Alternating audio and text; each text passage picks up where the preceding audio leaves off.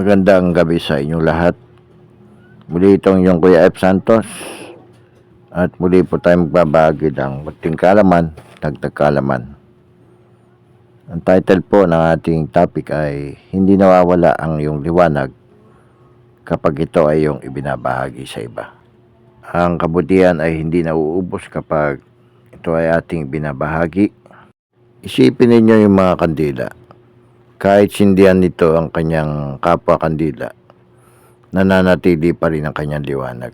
Gayon din naman, ang simpleng pagtulong natin sa ating kapwa at pagdamay ay mayroong malaking epekto ito sa kanila. Dapat nating suportahan, ipagtiwang at itaas ang ating mga kasama. Suportahan natin ang ating kapwa gwardiya, ipagdiwang natin ang kanilang mga tagumpay at itaas natin ang isa't isa sa halip na hatakin natin pababa.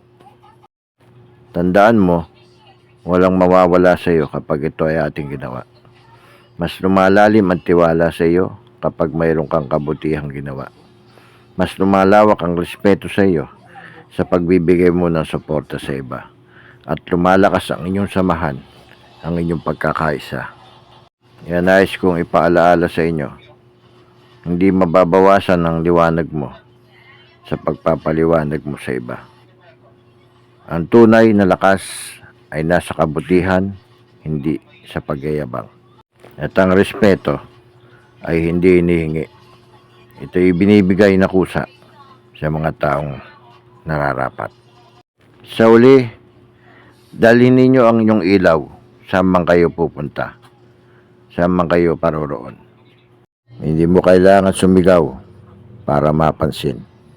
Ipakita mo sa pamamagitan ng iyong mga gawa. Tayo ang unang muka ng security. Ipakita mo na may puso ka, may dangal, at kabutiang loob sa iyong pagsaserbisyo. Magandang gabi po sa inyong lahat at ingat po tayo sa ating mga duty.